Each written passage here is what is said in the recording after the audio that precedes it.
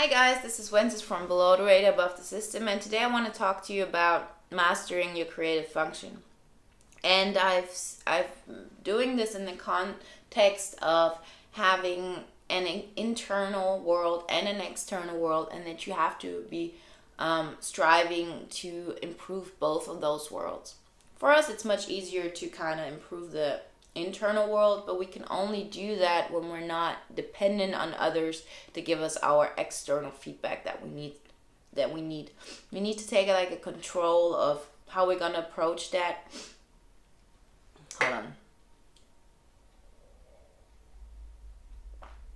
We need to have we need to take control how we're gonna approach that external world, and understand that we can't just let our gates open for our perception and just take everything in, because then we lose ourselves. We don't exist anymore, and there's nothing that really, we're just kind of like letting everything happen and see if we can take it or not. There's no control of doing something that makes you feel good, and once you don't do that, you lose power. You lose power, and when you lose power, there's nothing you can actually do. Understanding that just letting people go in one direction just because that is what they want at that point is not really maybe what's best for them, and that you do have the right and the obligation to also change people's perception of you, because you are a part of society like everybody else. And if you are not making an example of you need to treat me as part of everything, then you're also allowing other people to be pushed out. And we're all the same, and we need to create a way where everything is just, balanced and gives every person the opportunity to fight for their dreams, to make this world better, and so on. Because I know when you're in this world where you like kind of let perception really hit you and so on, and everything seems so not seamless, how meaningless. Like, I've been there, I know what it is, and I know that it feels like the truth, and in certain ways, if you look at it, it is true. You're gonna die at some point. In 100 years, nobody's really, after you're dead, probably nobody's really gonna remember you, maybe your grandkids and so on. But it is depression it is depression if you just kind of like use any life force and you just kind of go into that this just kind of letting everything just happen and pushing you down more and more, and you losing any kind of enthusiasm about life. Because the truth is, you are life, you are gonna live this life, and if you just really logically think about it, the only way is to kind of change your world, is to change your mind, and to have a positive outlook on life. To have a positive outlook and to make a positive impact. Those are two things that are important. And these things are definitely important in your life. So you can think about that your life doesn't matter, or that all of those things, that it's the truth, that it's all so stupid and so on. But you can feel different. You can feel hope, and you can feel the gratitude of life, because you can say, oh, I'm only living, a couple of, I don't know how many years, and then it's over and it's so bad. Or you can be grateful that you get this that you get this opportunity to live and to experience all those beautiful things. And it is a decision at some point. It is a decision, and you have to, in order to do that, you really have to set a boundary, and you have to understand that, yes, maybe some things you're not going to be able to perceive anymore, because you said, this is how far I'll go, and not for, I won't let anybody get in more. This is how far I'll let it go. But as I said before, you're human, and if you don't have any positive outlook on life, you can't put like positive output out there, and you can't really create something that is actually really bringing a benefit to the world. And this is in the end what we want. We want to be happy, we want to have a purpose in life, and we need to do those things. So as I said before, once you set that boundary, you will understand that others won't be able to give you that security in the external world. You can't, normally you kind of create a situation where you help others in their internal affairs, you make them feel good inside, and therefore they kind of like take you with them, and you're kind of like the sidekick, and you go in their direction where they want to go. So since you can't do that to that extent because you set that boundary, you need to create that force on your own, and you need to do that through your creative function. And I've seen different ways of describing it on the internet. Some people said, oh, you have those balanced INFJs, they're probably the happiest, that they're good at NI and FE, and maybe you don't even know what they actually are. But those are not the interesting ones. The really interesting ones, the genius, the madman, those are the ones that go really deep into the NI. And then I saw on Personality Hacker a couple of days ago, and they called it genius, as in if you're an INFJ and you master your creative function. And since I personally made the decision to go that direction, because I don't care to be considered such a genius if I'm not happy, because I can't really do anything. I just let people walk all over me. I suffer. I don't help anybody. And just for me to get some kind of reaction from others that I'm weird, I'm different, that I'm strong, and that I can take so much pain. So I personally, consciously went into the other direction. And so, of course, for me, that is, of course, the way to genius. Genius direction and not the other one, because I feel that it's not only a way you have to understand that there's a difficult decision you have to make, and that decision goes either about, does it only matter what I feel, or does it also matter how I make other people feel, and if I'm really bring benefit. And just because you're taking the pain away from that one person because they can push everything on top of you, that is not as beneficial as you can be. You have power to do much more, and therefore you need to master your creative function.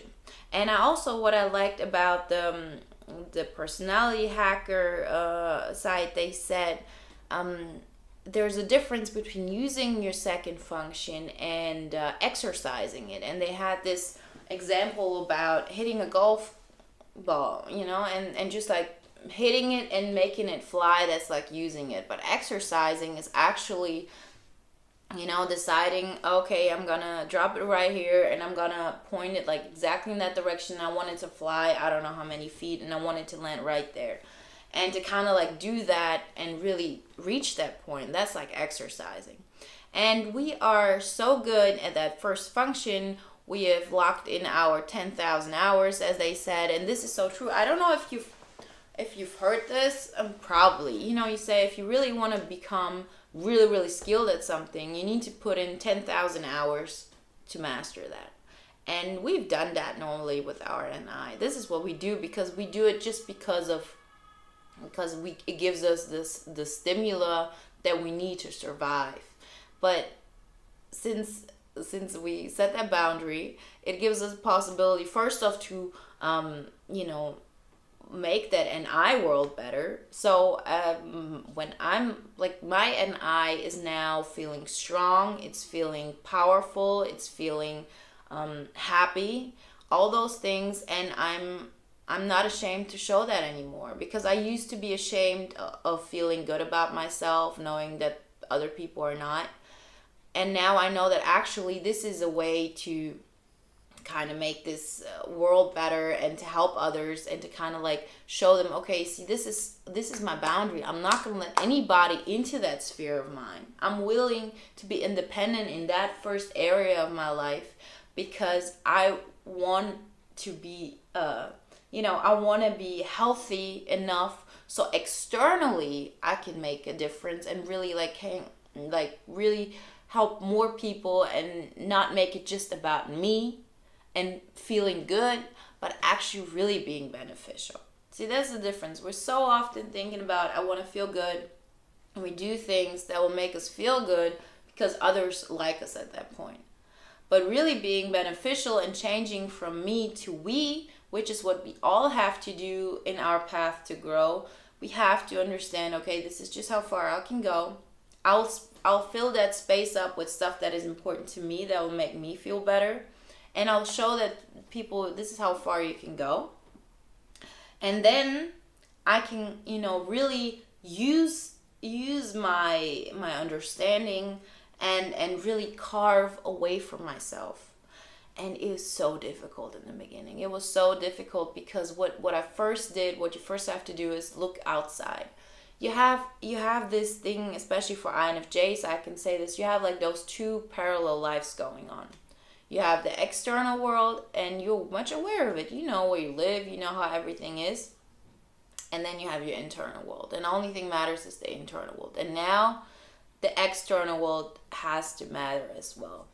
You have to understand that you do have to fight yourself out of this, this way of just like making it by in the external world, just like kind of being under the radar and completely not caring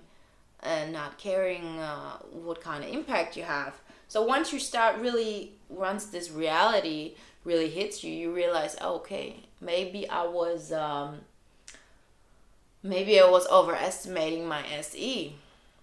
Because if I'm outside and really cared about outside that much, like, you're not really gonna, you're still an introvert. Your most thing go-to is NI, but if you really just cared about the outside, you'll realize that you don't have that force that is kind of in your head. Like, you have this force to be who you are inside, as in you don't really care what other people do to you or what they say to you or so on, or to a really high extent. But that doesn't mean that you have the power to go outside and go into like a group of people who are all different and kind of say, listen up, we're gonna do it this way or that way, and you should listen to me because I'm the most forceful.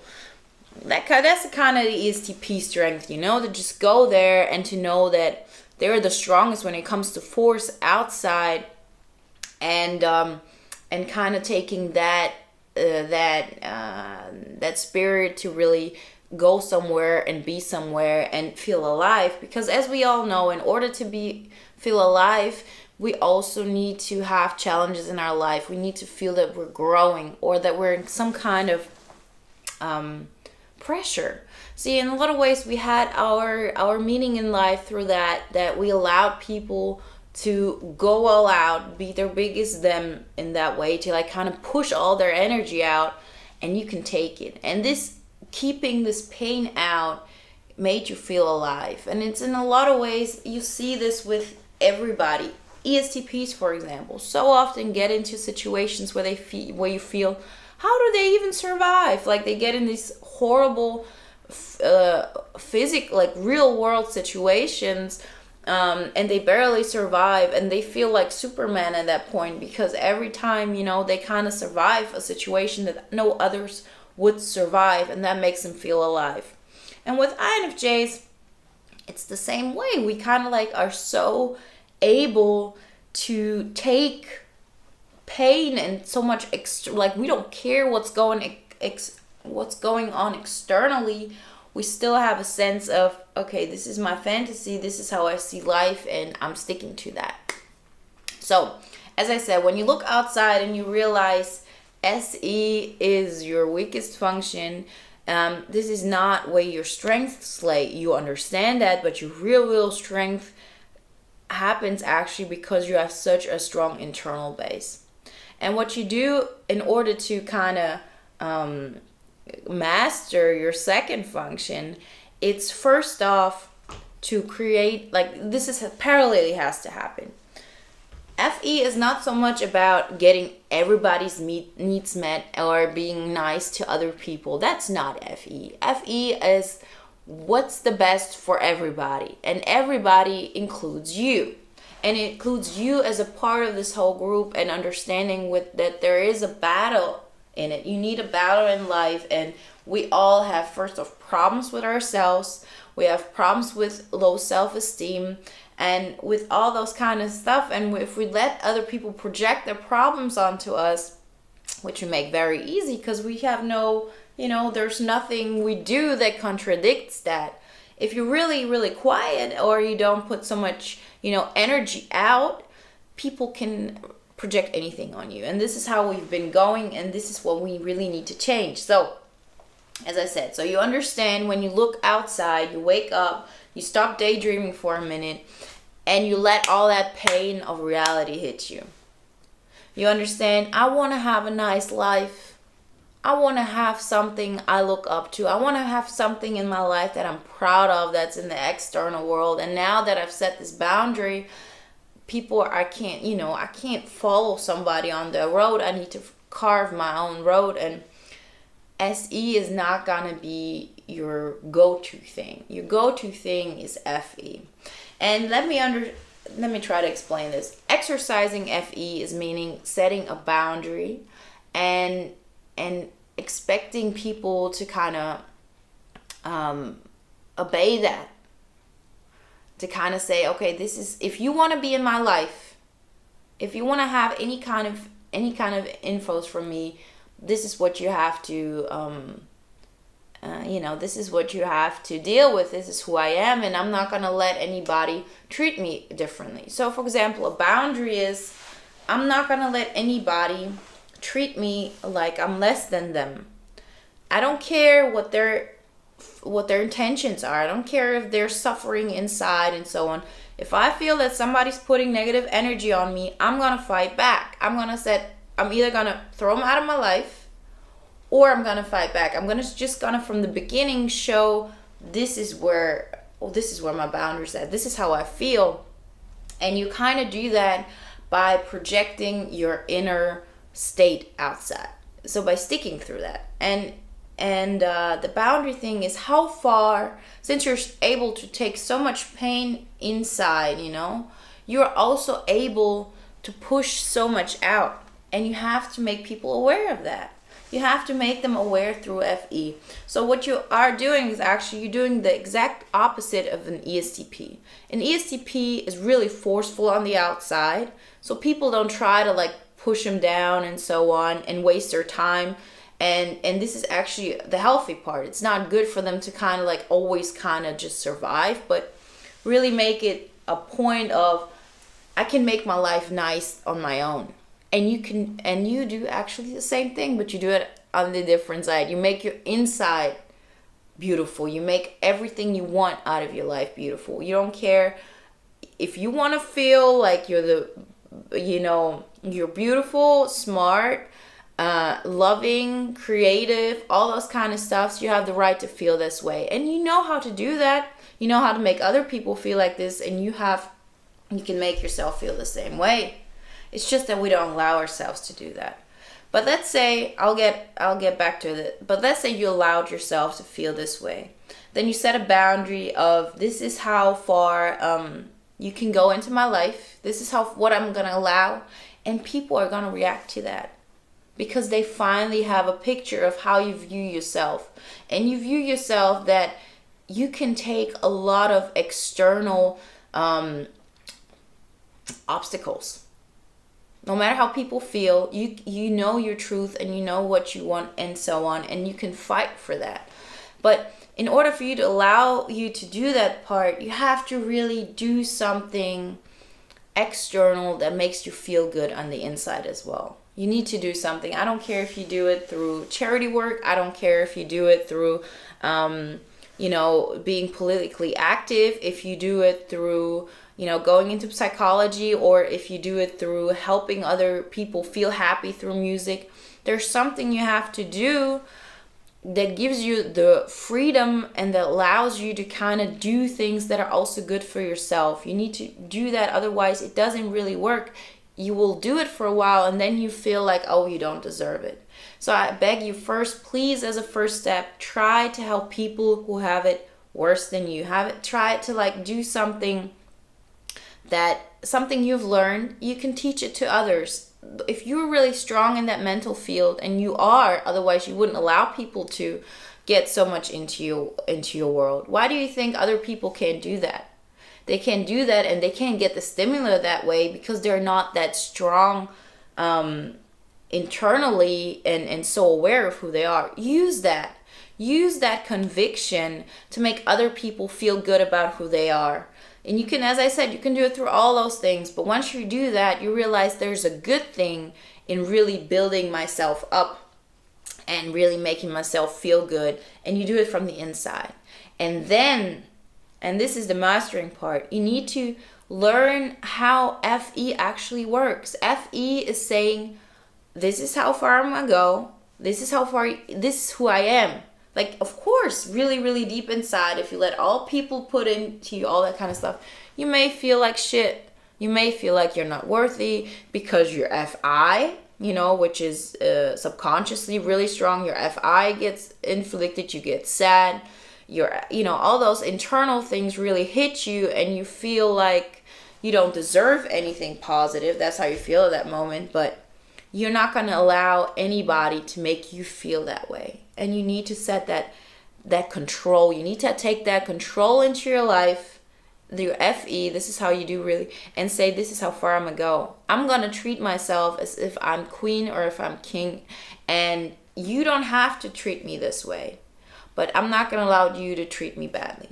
So what do? I do, for example, I love listening to music that makes me feel strong. I love listening to empowering songs, and I do that, and I show people that I do that. I show that I want to feel strong. I want to feel good about myself, and I don't need external feedback. I don't need people to make me feel like I'm strong.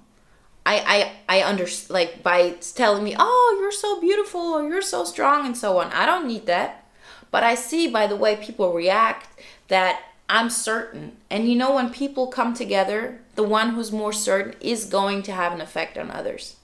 So I set this boundary. I set this FE at a really high, I said, this is how far you can go. I'm not going to let anybody at all put anything negative in me, because that makes me smaller, and I need to be big. I need to be strong, and I need to feel that so I can actually bring positive vibes to the world. I can bring positive output out there, and I can feel like I'm actually doing something. And the good thing about this is your external world is difficult for you. It is difficult. And instead of and having like a struggle is really what makes you feel alive and makes you feel like, I want to grow in that respect. I want to do something that is really there and that you can do.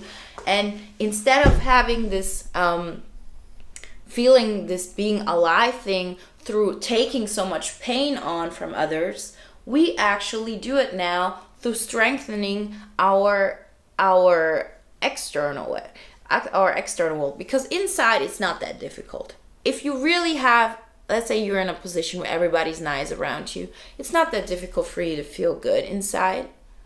But you need to have that struggle, and everybody needs it. We sometimes just kind of like see other people and we see they're struggling and we want to take their pain away, not realizing that people need struggle. You need struggle in order to feel alive. The question is, put that struggle in a place where it's actually being the most beneficial for your life. And you do that by not allowing people to get too much into your sphere, that you set boundaries and you kind of create and you work on doing something positive in the outside world, although it may be hard. And at the same time, you have every right to feel good on the inside. There's no reason for you to make yourself small, because you're not taking your energy from that part. So understanding this is how you master that second part. Understand how you put on those boundaries, how you kind of like just make people aware of, this is how I feel, this is how I want to feel, and I'm not going to let anybody make me feel less. You have a different opinion, that's good for you. Just keep on going and leave me alone. If you want to talk to me, this is how you want to approach me. And you don't, I don't feel as if I'm imposing something on anybody, because nobody has the obligation to stay with me. You know, nobody who does this. And see, but this is how it is different from when we set boundaries in comparison to when ENFJ sets too high boundaries, because they neglect that they also need that internal feeling of being a good person and doing something good and really trying to treat everybody equally, because they set boundaries in such a way that they want other people to make them feel good if they're unhealthy. You know, we're talking about they want all their emotions to come externally if they're unhealthy, and that way they kind of make it worse for others. You know, people leave them and so on, but there's a good thing. ENFJs can be great motivators, and I said this, if I didn't meet that ENFJ in my life, I wouldn't be where I'm now. So this is not, you know, saying like, oh, ENFJs are bad. I'm just saying this is where you need to understand the difference, and this is why you need to stop trying to pull as much in and trying to prove how strong you are because you can take everything. Set a boundary, work on your external world, making that beautiful as well, and feeling that you're making progress. And progress in something that you care about. It's not so much what's put on paper and so on, but just like kind of wanting to grow, understanding that you need to grow. And then everything kind of gets even, because on the one hand, what is most important to you, you protect. You set a control there. You set a boundary. You don't allow people in your sphere all the way. There's one space that has to be just for you, and you have to fill it with positive stuff. Okay? You need to understand that you need that as a security for yourself to feel good, to have energy to do stuff. And then that struggle that you need, you do that on the outside, and try to like grow and really take on new challenges they're just difficult, but they bring like value to your life and to life of others. It may be through creativity, it may be work related in any kind of way. The challenge is the point, and don't put that challenge in something that is so important to your life as like having a good feeling inside. For INFJs. For ENFJs, for example, it's important that they need to understand that they're part of a unity. That's who they are. They are really connected with everybody, and they need to understand that they can't put that in jeopardy, because this is just essential to their life. This is how they find out who they are, and we understand who we are. We need that freedom to feel good about ourselves. We don't need that much, but we need that freedom. And the consequence of that feeling, of that freedom, is that you need to take care of your external business as well. You're not going to get that through anybody else, how other people feel about you and so on, because you need to put that control out there, because you've set the boundary and people can't get in that much. Okay, so yeah, this is it for the second video, and talk to you soon.